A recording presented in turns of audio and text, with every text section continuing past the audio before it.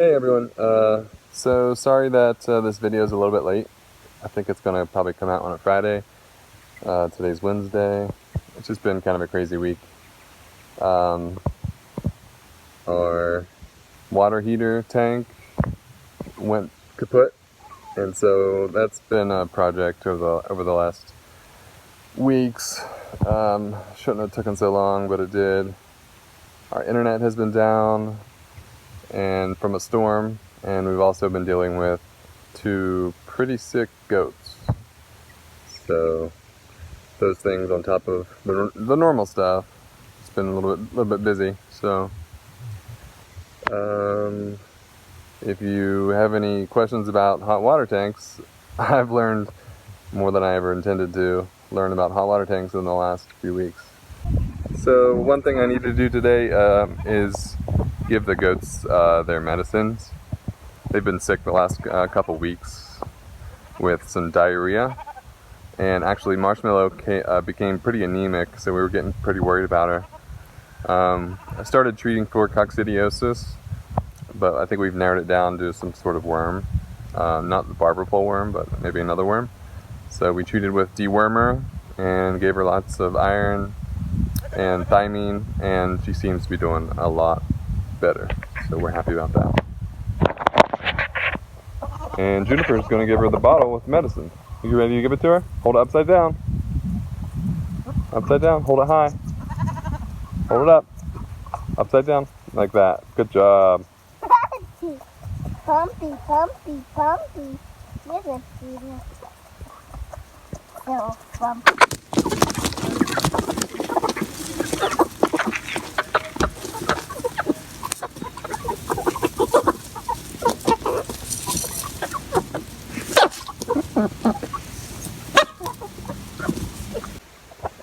And now it's time to take care of the meat chickens.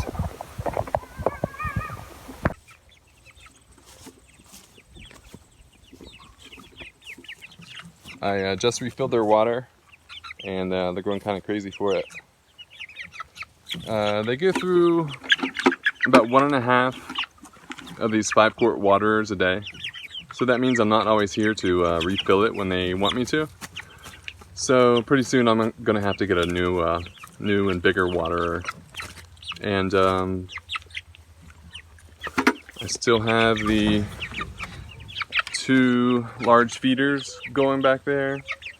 And shortly after I get home from work is when I remove them from the pen.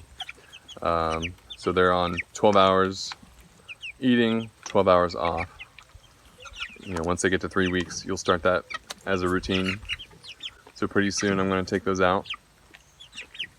And then shortly after I remove the food, I'm going to move the tractor down a step. And that'll give them plenty of grass and things to eat throughout the night if they want it. And they usually do want it. They go pretty crazy for it, actually. I'll try to catch them on video when I move it, how crazy they go for just the new grass. They only have about 3 more weeks left.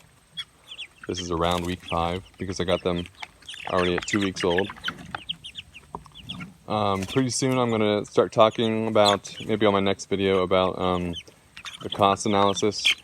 I'm going to break it down, everything I've spent on the chickens per bird up to this point. Alright, so it's time to take the food away from the chickens. Not their favorite time of the day, but it has to be done.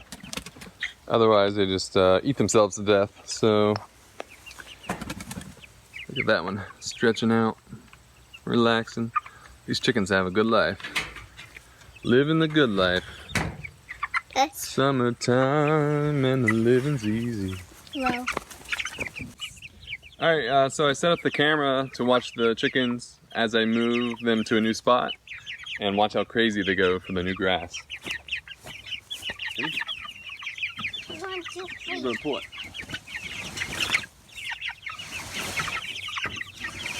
Here they come. Can you get out? Yeah.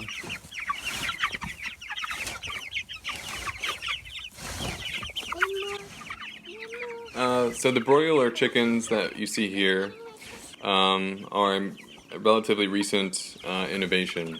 as far as chicken breeds go.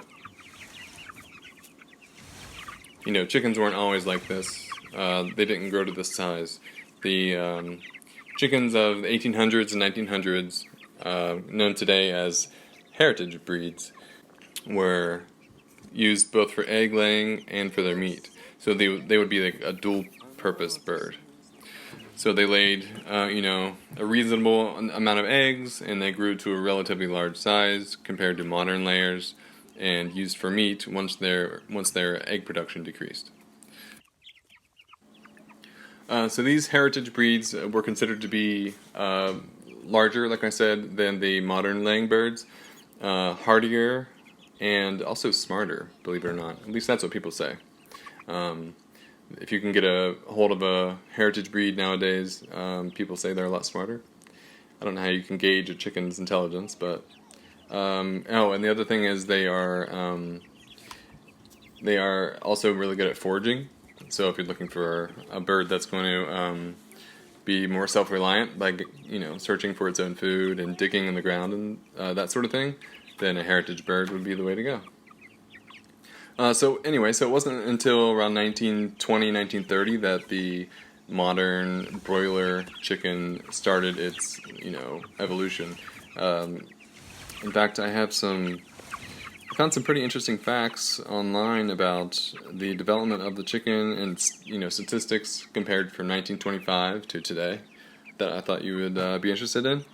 So here they go. The age, or the number of days that it took to raise a chicken back then. Again, this is a broiler chicken, the predecessors of these Cornish cross chickens. The average days to market was 112, and the average days now is only 47.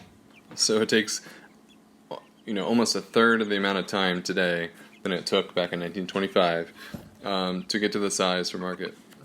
And not only that, but the average weight per bird at the time was 2.5 pounds. Today, it's over 6 pounds, live weight. That's crazy.